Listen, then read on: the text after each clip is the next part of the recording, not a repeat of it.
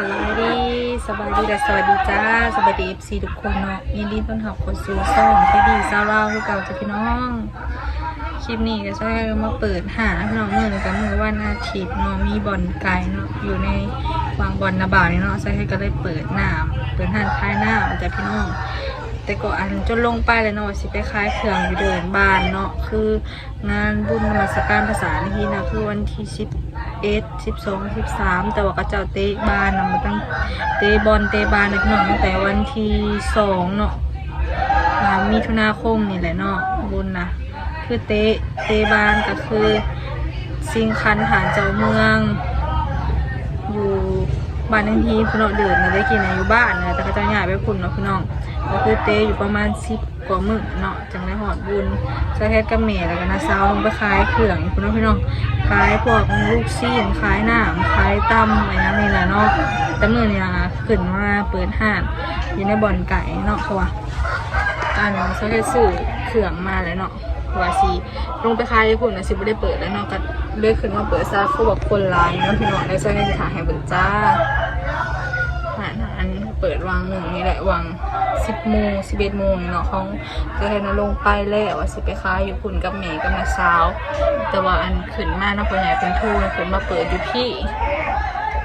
ก็เลยขึ้นมาแล้วก็ได้ขายอยู่ประมาณ3 จอกเนาะนี่เนาะพี่น้องจะให้กับเปิดห่านขายมีน้ำปั่นแล้วก็น้ำซุ่งเนาะมีบนไก่กับญี่ปุ่นแหละไก่ก็เพื่อนเจ้าเคสนี้เนาะนะทางเนาะทางลงเงินมาเน้นทีนี่แหละนี่ทางนี้อากาศก็แบบโคตรหอนเลยจ้าพี่น้องเอ้ยต้นกระลาอยู่เนาะเต็มอยู่เพื่อนสักเพชรเนาะแต่ผมไม่ไพ่สื่อสวยเลยเครื่องปั่นห้าก็มีน้อยเดียวหนึ่งเนาะปั่นเผือกปั่นซานมแล้วก็นมส้มพูแคนตาลูกโกโก้เนี่ยนะพี่น้องเครื่องก็ไม่ได้ร้ายเป็นไรเนาะ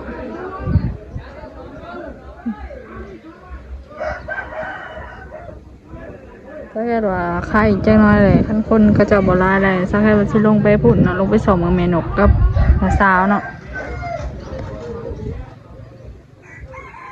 ก็ได้ค่าอยู่6-7 จอกนะพี่น้องเมื่อกี้เราก็จะมาสื่อแต่ฉันก็ไม่ได้ถ่ายเบื้องนอกนี่บอวิ่งมันคลายน้ำแต่กับซานี่พี่น้องได้นี่เป็นค่าเบบีหน่อยเนาะก็เลยไปลงมาขายน้ำซาแค่จะพี่น้องค่าเห็นน้องป้ายเพื่อนใหญ่ก่อนนะพี่น้องถ้าให้ร้านเช้าใหญ่ก่อนเพื่อนจะชีได้ลงมาขายน้ำซาแก๊สจ้าสบายดีจ้าพี่น้องคลิปต่อเนาะหลังจากเข้าคล้ายเครื่องอยู่บ่อนไก่กันเข้ากับโบได้ถ่ายเลยเนาะเพราะเอาคาคล้ายเครื่องจะพี่น้องแล้วก็พอดีอันปิดฐานแล้วยังเขาก็บ่ได้ถ่ายต่อมือนี้เขาสิมาถ่ายคล้ายเครื่องอยู่เดินบ้านนะพี่น้องคล้ายเครื่องอยู่ข้างสนามกีฬาเนาะเดี๋ยวสิไปถ่ายเด็กๆก็เนาะน้องๆนักเรียนโรงเรียนประถม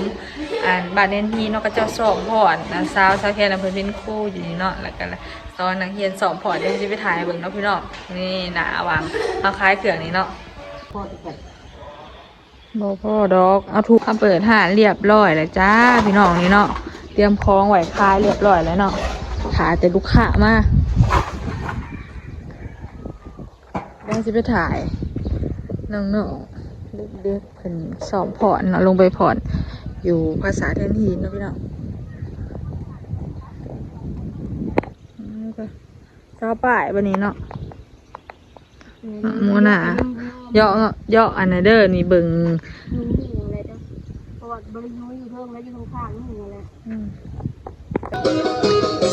สาวป่ายเงาเขามาเฮ้ยเงาเขามาก่อนมันแดดซ้อมกันเลยโยะแห้งเห็นบอกก็จะโยะนางงามคือยังเจ้าเอามาทางข้างนี่บอกนะอย่าบังหนาเด้อ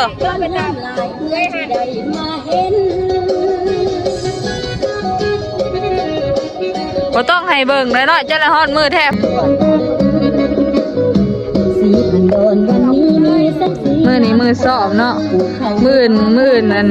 งานจริง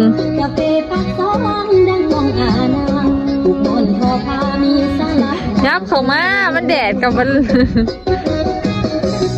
เผ็ดดีๆเด้อสาวป่ายเห็นเอาแอะเด้อตัวในมือจริงเผ็ดอะไรเอาแอะห้ามแล้วตอนหับเข้าสู่แผ่นดินปูกำมาดีโยกแห้งคือกระเจ้านี่โยกแห้งแห้งกับให้ไว้เด้อให้ตามจังหวะเพลง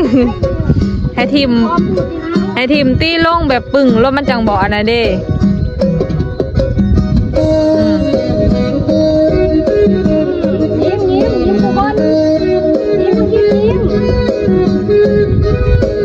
มือจริงนะยิ้มไม่เห็นงามๆเด้อเห็นดีๆเด้อนางโมนาน่าสิไปอยากพอนแต่ป่ามันตัวนี้ก็คือนางถาลูกค้าเลยจ้ะพี่น้อง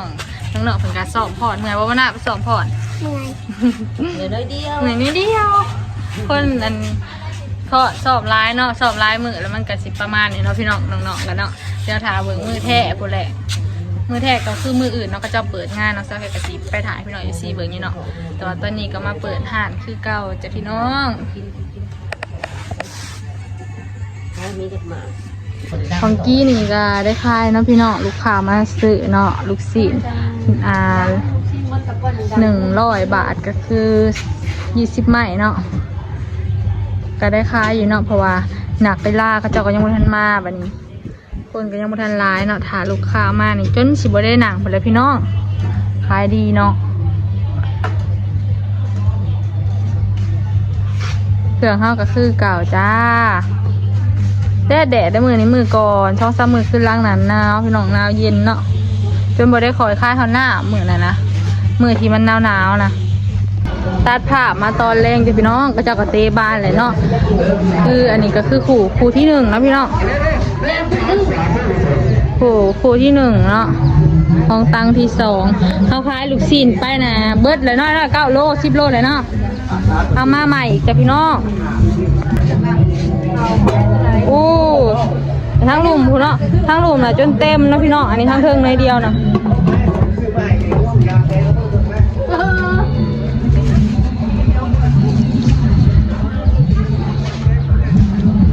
ชนะนักกีฬาก็จะกันลายนะเต็มเลยโอ้เจอเตะบ้านอยู่พี่น้องใช่ไหมบดไปเนาะยันบ้านถือทำเลยเนาะพี่น้องก็คือผู้ที่2ตั้งที่2ไว้แล้วนี่ผู้ที่2ตั้งที่2ก็คือเลิกนี่กันจบเลยเนาะทำเลยจ้ะพี่น้องสักแค่ก็เขาบริญญาไปเบิ่งแล้วนะเพราะเขาคล้ายเครื่องมาเจอคือเก่าจ้าอยู่วงเฮียนปฐมบ้านเฮนทีนะพี่น้องนี่ผู้ที่2ตั้งแต่จะลูกเลยบริเซียเลยพี่น้องปีเนี่ยบริไปนั่งเซียติดขอบสนามเลยเนาะย่านบ้านถือแล้วเขาก็ค้าเครื่องเนาะห้องตัวนี้ห้องตัวป .5 ตัว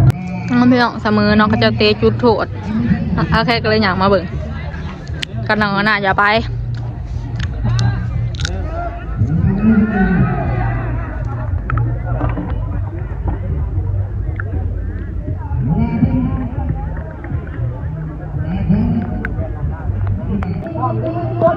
โอ้แม่นอลิโคตรเก่งนะน้องมือประตูโมนามาพี่โมนา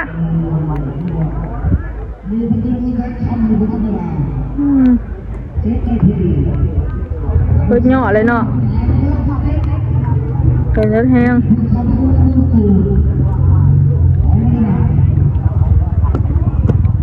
โมนาบอกไป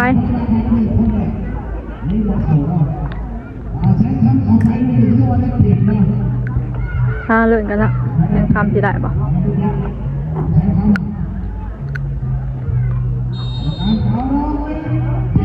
โอ้เผา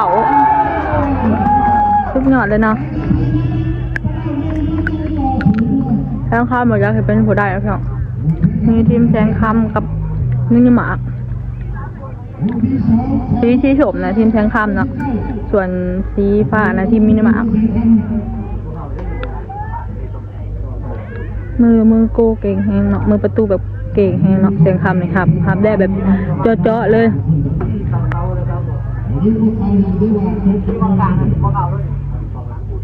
อจบเลยย่างต่อเลยเนาะโอ้ขาวแต่แล้วว่าสีบอกขาวเนาะ1-1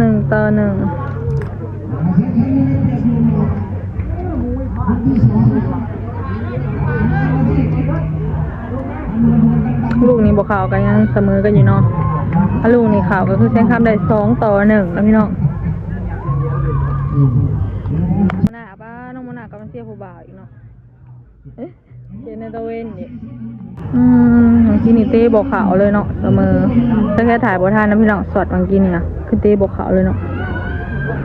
แซงข้ามเนี่ยเต้บอกขาวเป็นคำเนาะย่างแล้วน้ำเลิกก็เลย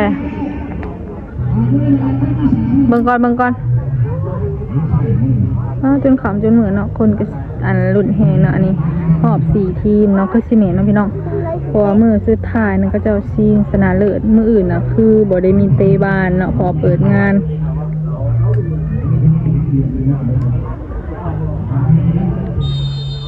บ่เข้าโอ้ยเข้านะพี่น้องมือประตูกาพิษเนาะกาพิษจังหวะแหงถ้าแกเสียสีเหลืองนะพี่น้องเสียสีอันนี้แต่จริงก็เสียว่า2เนาะทำบ่มีทีมเป็นของตัวเอง